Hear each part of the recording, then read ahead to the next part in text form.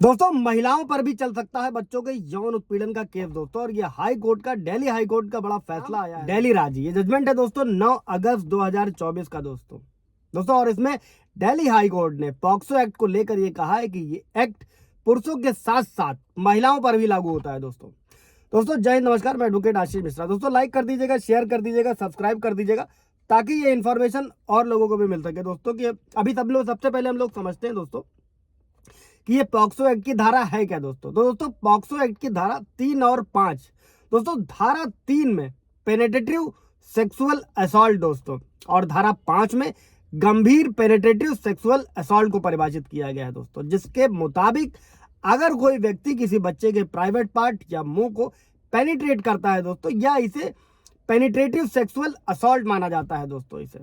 और इसी यौन उत्पीड़न को लेकर दिल्ली हाई कोर्ट का यह बड़ा फैसला आया है दोस्तों कि, और कोर्ट के मुताबिक पॉक्सो एक्ट के तहत अपराध के लिए दोस्तों अदालती कार्रवाई केवल पुरुषों तक ही सीमित नहीं है दोस्तों।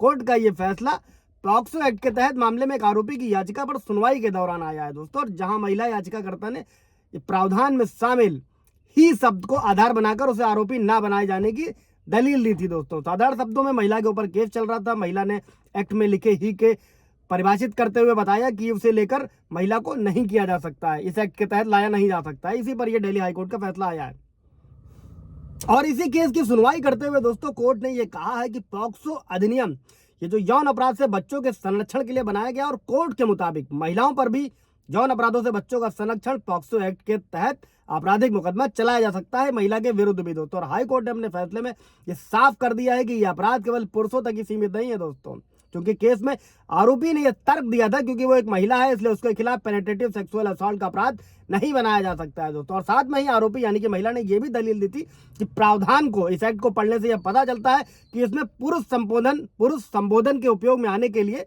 जो ही का इस्तेमाल बार बार किया गया है दोस्तों। और इसी के बाद महिला ने हाई कोर्ट में इस आधार पर चुनौती दी थी कि पॉक्सो एक्ट की धारा 3 और 5 के तहत महिला को आरोपी यानी कि उस महिला को आरोपी नहीं बनाया जा सकता है। लेकिन दोस्तों हाई कोर्ट की तरफ से महिला के इस तर्क और आधार को दरकिनार कर दिया गया दोस्तों। और मामले की सुनवाई करते हुए हाई कोर्ट ने यह कहा है कि बच्चों के खिलाफ अपराध किसी पुरुष ने किया हो या किसी महिला ने किया हो दोस्तों, ये कानून सब पर बराबर लागू होता है दोस्तों। और ऐसा कोई कारण नहीं है कि धारा 3 यानी कि पेनिट्रेटिव सेक्सुअल असॉल्ट में आने वाले सब व्यक्ति को केवल पुरुष तक सीमित मान लिया जाए दोस्तों। और हाईकोर्ट ने यह साफ किया कि पॉक्सो एक्ट की धारा 3 में लिखे गए ही का मतलब सिर्फ पुरुष ही नहीं है दोस्तों। और कोर्ट ने कहा है कि ऐसे मामलों में जेंडर के आधार पर भेदभाव नहीं किया जा सकता है दोस्तों। यह पॉक्सो एक्ट बच्चों की सुरक्षा के लिए बनाया गया है, ये पुरुषों तक ही नहीं, ये महिलाओं पर भी राजी होता है दोस्तों। और अगर आपके किसी भी तरीके का कोई सवाल होगा, 498 रिलेटेड होगा, जमीन से रिलेटेड होगा, दहेज से रिलेटेड होगा, झूठे मुकदमे से होगा, तो आप कमेंट में पूछ सकते हैं, मैं क्लियर कर दूंगा, या फिर मैं उस पर ब्रीफ वीडियो बना दूंगा दोस्तों। और कोई